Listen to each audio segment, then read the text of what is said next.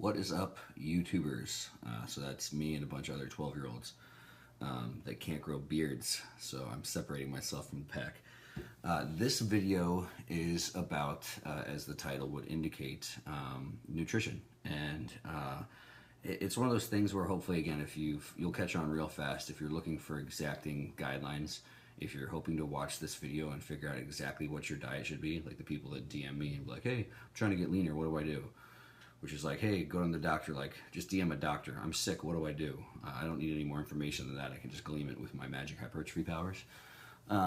So it's a video about concepts. I think concepts that hopefully if everyone grasps and understands, you can apply to your specific goals and hopefully gain something from it. It's if I have a passion, for helping people get results. I think it has to address everything. So it's not just the specifics. It's not just the plan. It's a lot of mental things. It's the way you perceive things. It's the way you categorize things.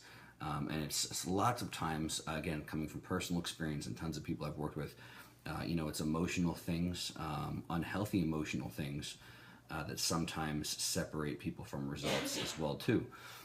So again, the idea behind this one is, it's about results, not religion. And I joke that I've put some real time and effort and actual education. I've attended, aside from my degree, several courses that are geared entirely around nutrition.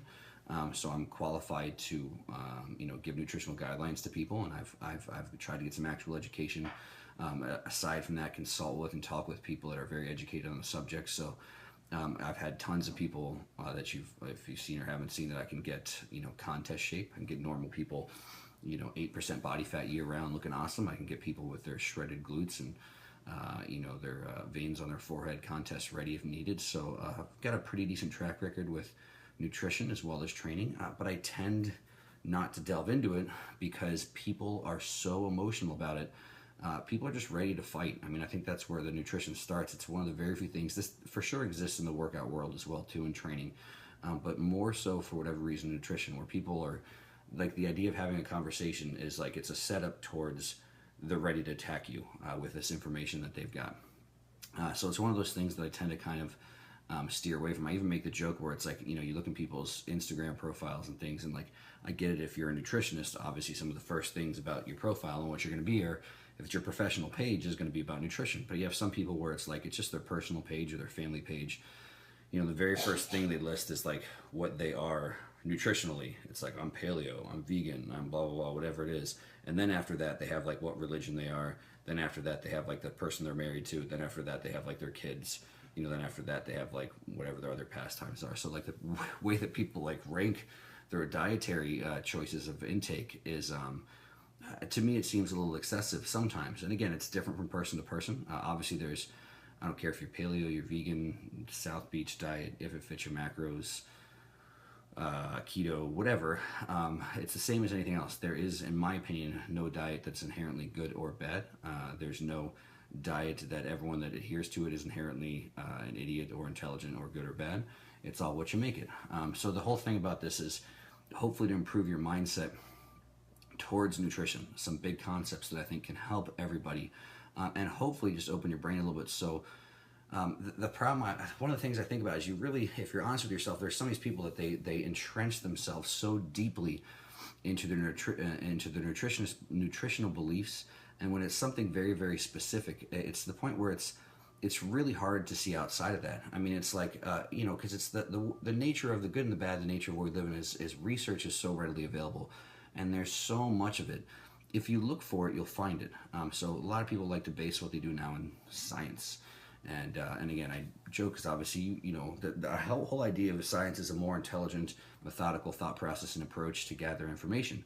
So obviously that in and of itself is great, but people turn science into a religion, where if you look for it, you can find a crazy amount of research and literature that will support keto, support paleo, support, the calories in, calories out is the only thing that matters. And the thing is that people, when they get so entrenched in that, it's really hard to see outside of it, even in the face of sometimes, in my opinion, overwhelming evidence, or something that's at least very intelligent, or something that has the idea of common sense. And to be honest, is when you, same as anything in life, when you get so deep into something, you know, the more deep you are into something, the harder it is to turn and get out of that. So it's if these people, some of these people that were, you know, the head of their nutritional religion, were honest with themselves, if they took a full year of their life and tried to do the exact opposite, dig completely deep into whatever the opposing spectrum of nutrition side is, where they attended courses, you know, they looked at research for that all day, you know, they tried it out themselves, they tested it on their clients. I find it really hard to believe that if someone literally entrenched themselves into something of the opposing views for a year, it wouldn't drastically shift their current beliefs. And so that's the tough part, where it's like, it's, you know, at some point in time, people are really, really trying to, I think, chase good information because they want to help people. But at some point in time, I think people get so deep into the wrong thing that they're just chasing, they're chasing information to build up this fortress of, you know, why they think they're right and other people are wrong. And again, if you research, again, suppose your thing is, your whole thing becomes then validating that you're right more so than trying to help people get results, you're going to get really well educated at. So some of these people, they can rattle off 500 studies. You know, for all the common points that they're going to hear, they've got everything memorized. So that's half the reason I don't like dealing with these people, is because you're better at memorizing stuff than I am. I don't care. You know, I like to have a very solid base for some of the things that I do. I like to present information, base it off of some of the science, base it off of some of the things that I've seen, base it off the results I've seen it produce with lots of people, and then still to a certain extent use my brain. So some of the main concepts I think that are very important, same as with training, is first and foremost manage your expectations. So what is the expectation of this diet?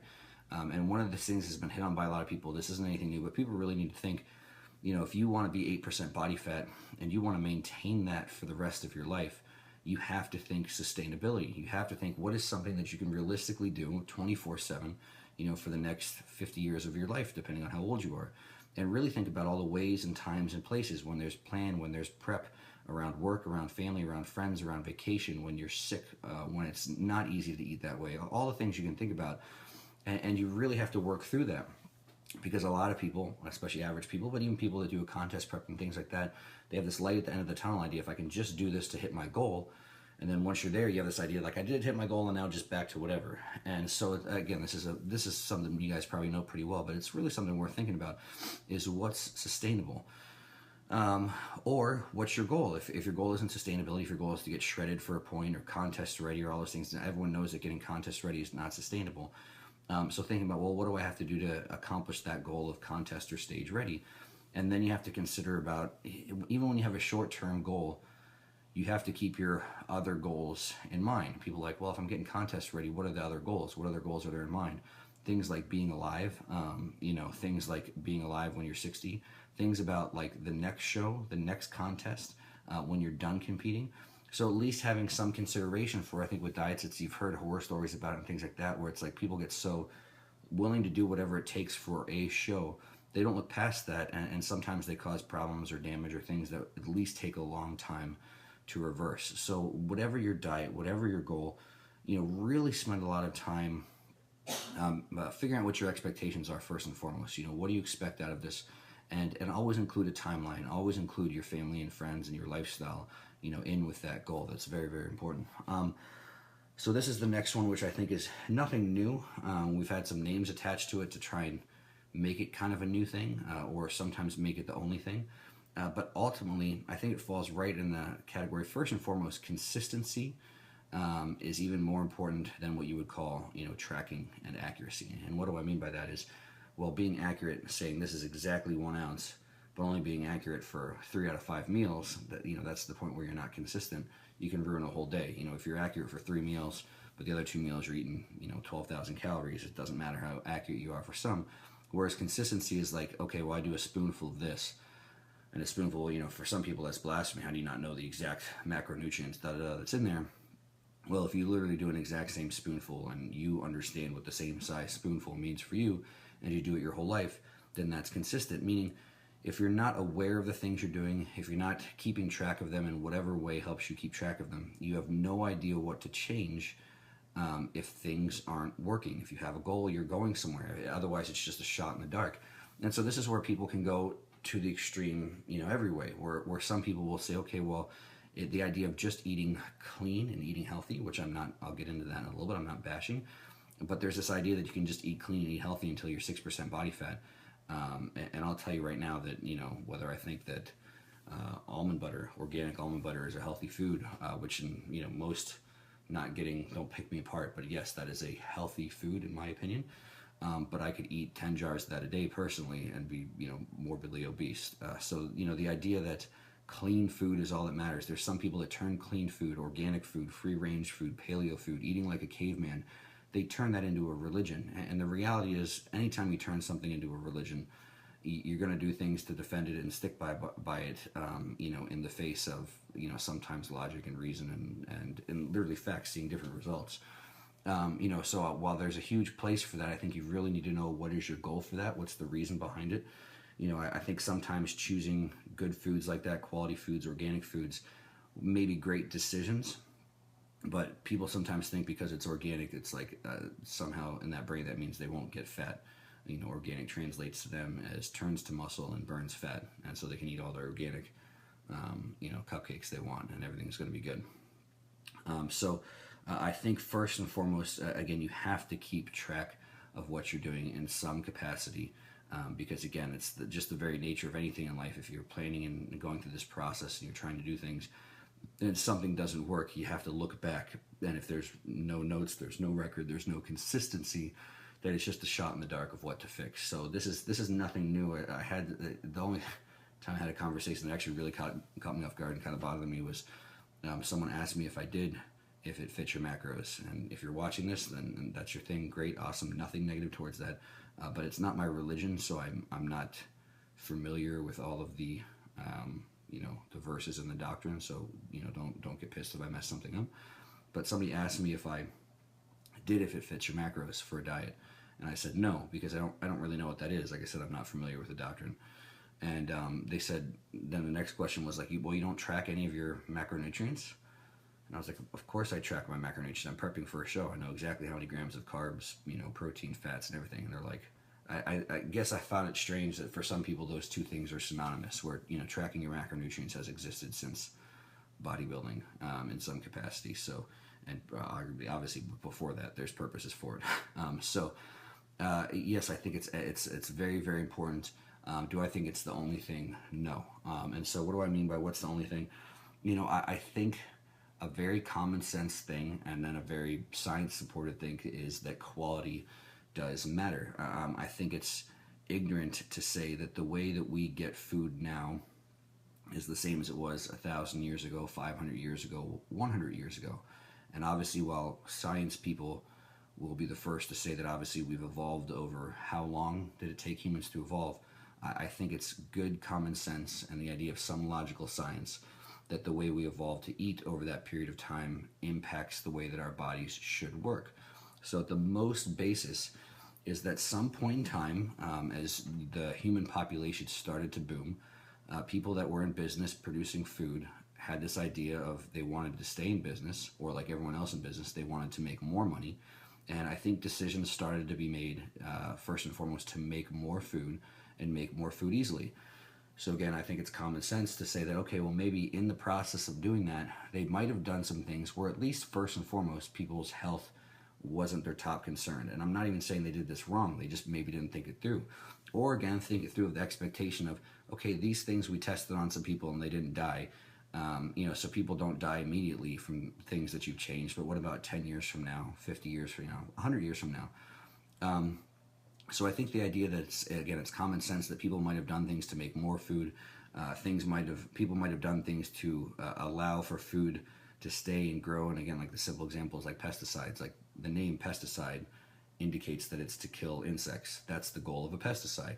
I think it's possible that when someone designed that, first and foremost, they weren't thinking of what does this do to human beings long term. They may have been thinking, what does this do to the insects that we're trying to kill on plants? So again, I'm not saying that there's not a lot more thought process into those things now. I don't think everything that lets people make more food, keep food better, keep it longer, that's not all bad. I'm not saying that. I'm saying it's common sense to have some sort of consideration that something probably changed over the past couple hundred years to the food that we eat, and it's something worth being aware of. Now, the problem with that too is people turn, like I said, organic into a religion. So people will come up and they poke holes in your religion by saying, well, really the thing that produces the guidelines for this and that, it's not really organic, and here's the thing that means, and there's all these loopholes, which I absolutely believe, because at the end of the day, people that make organic food are trying to make money as well too. They're trying to make a lot of it. They're trying to make money off of it. So at the end of the day, you can't put your faith in people to always do the right thing. You certainly can't put your faith in companies to do all the right thing. I think with concepts like that, as a consumer, as someone maybe that's telling people what to do, as clients, as maybe someone that's feeding their children, I think the best thing you can do is make good decisions, and which you honestly feel is a good decision based on those guidelines. So again, my personal belief, I've done a little bit of research on what I think some foods have the highest amount of things that you probably shouldn't eat in them. And in my best decision for my own health and for my children's health, I try and buy things that I think are a better option. I don't think they're the perfect option. I don't think the hand of God placed these food, into that company's containers and right into my mouth to eat. So it's possible that something in there is not perfect, and I'm not accomplishing the goal that I'm setting out for. I'm just making the best decision that I can. So along those lines, I think it's common sense to be aware of the idea that some things that shouldn't be in our bodies are. And there's interesting research showing the things that they find in the umbilical cords of babies, so indicating things that shouldn't be there, and like literally the lists of hundreds of things, whether it's a very small amount. You could get an argument of whether it's bad or not bad, or just something that exists now, but man-made chemicals and things like that. I think the idea that there's things in our body that shouldn't be is a very real thing, something to potentially address and do something about. And I think it's a very real thing also that some of the things that should be in our body aren't. So again, if at some point in time, obviously, someone was hunters or gatherers, or someone was a farmer or whatever, there's a different way that we ate food and pulled fruit off of trees and out of the ground. I think the way that we got it and the things that came along with our food used to be different. And again, if you want to get sciencey, there's lots of research showing what happens when you have deficiencies of certain things, certain nutrients, micronutrients, things like that. And there's lots of research showing that when you have excess of certain things in your blood, in your body, in different tissues, detrimental things happen. So again, what do we do with all that information? I think it's at least worth researching, as far as some of it's with food, some of it's with supplementation. If there's a lot of stuff indicating, in my opinion, a pretty basic or good example, two really good examples, is probiotics. There's a huge amount of actual literature, PubMed is what I'm talking about. Look on PubMed. Huge amounts, in the realm of thousands of studies showing different strands of bacteria and things that are supposed to be in your gut, the things that can happen when it's not there, the things that happen when they are there. And again, the common sense version is that we used to get probiotics from, one way at least, is pulling food out of the ground that had dirt in it and bacteria in it. We'd eat it and we'd healthily cultivate bacteria in our stomach. Another good example is people will make the argument we used to have more omega-3s in our diet. And there's a huge correlation from smart, sciencey people that there's tons of negative side effects that are either arguably side effects or diseases, issues, ailments that are either caused by, or at the very minimum you could say related to, or have the symptom of inflammation. So again, there's blood tests to test for excessive inflammation for various things. And again, I won't get too much into that, but you can make the argument. I think it's worth, there's some common sense, or it's worth looking at that inflammation maybe shouldn't exist in the amounts that it does, or we shouldn't be as inflamed as we are, various tissues or various things. And then maybe we should have more things in our body that are anti-inflammatory. Omega-3s are a great example. And I use them for the example that, fish oil and omega-3s are one of the most studied, supplements on earth, to the point where pharmaceutical companies actually made prescription fish oil, because there was so much research showing the benefit of that, that sciencey people decided that we can even make money and turn this into a pharmaceutical drug. So it makes sense to me in those two categories of things that maybe should be in our diet that aren't, or then those things also can even relate to getting things out that shouldn't be. So those are just two examples, and I think it's worth looking into from a performance standpoint, from a health standpoint, from a longevity standpoint, because again, there's enough, in my opinion, common sense. There's enough actual research, and a lot of people that use them with clients, will see good results with it from there. And then along those lines, another big thing too, so if we're looking at, again, I think two big things to look into for every athlete and every person that relates to recovery, again, is inflammation I kind of already talked on, and then just something as basic as digestion health. Where again, so some people will go into, obviously, there's, I'll touch on a very big one now, is gluten. And again, I'm not going to weigh in my opinion too much on gluten, but obviously the extreme on that is there's people that are, basically severely intolerant to it, that actually are diagnosed with celiac disease, where they can get crazy immediate symptoms from even the smallest amounts. But I don't think it's unreasonable where some people find some foods and they eat them and they have noticeable side effects. And I always joke, in the bodybuilding world, there's so many bodybuilders that eat so much food, and they think getting indigestion problems. They think the fact that they'll eat a food, the next day they shit 10 times and it's basically just peeing out their butt. They think that that's normal, or they think that they take a food and they immediately get gas and are farting on their spouse for the next 8 hours a day. Some people, less subtle things, people get skin problems or get breathing problems, and think that that's normal. So whether it's a touchy subject of, do I think every single human being on earth is going to, should avoid gluten like the plague? I don't know if I'd go that far. Does it seem like there's some research that maybe a largest percentage of society, certain parts of society, maybe at least have some degree of intolerance to it, maybe. But there's some degree of common sense that whether it's gluten, it's wheat, it's foods that cause visible, noticeable symptoms of discomfort and things that shouldn't be. Like, you should have some awareness of what normal is, I guess, is the biggest concept of that. People have no idea what, another topic for this, but normal sleep. People don't know what normal digestion is. And you should have an idea of what normal and healthy for that is, and be aware of things that cause that not to happen. Again, all these little things, when you get these concepts, you really think, if you delve deep in certain things. Again, now some people turn gluten-free into a religion, and again, we'll go to fight with you about it. I don't care about it that much that I would fight with somebody about it. But the whole point is, if with all these concepts, you can see where they'll have, if you're really entrenched in something, have little conflicts here and there with your religion. And so the whole point is, if you're stuck on one thing, you've turned something into a religion, then ultimately it will stand in the way of you and results. Because if it doesn't fit your dogma, if it doesn't fit your plan, you might not actually be open to hearing it or learning it, or at least considering it. I mean, it's the idea of, like, where I've seen people that make bad decisions in life. It's like, just take the time and consider your options here for a week. What happens when you're considering things for a week? Really to look into something. And so I just think it's a diet has turned into one of those things.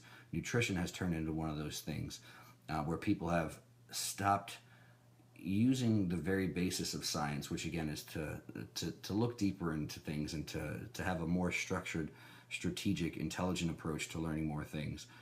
And that's somehow twisted that to the opposite, where it's closed them off to that process, because the way that some parts of our society and culture and world do science has become its own religion in and of itself.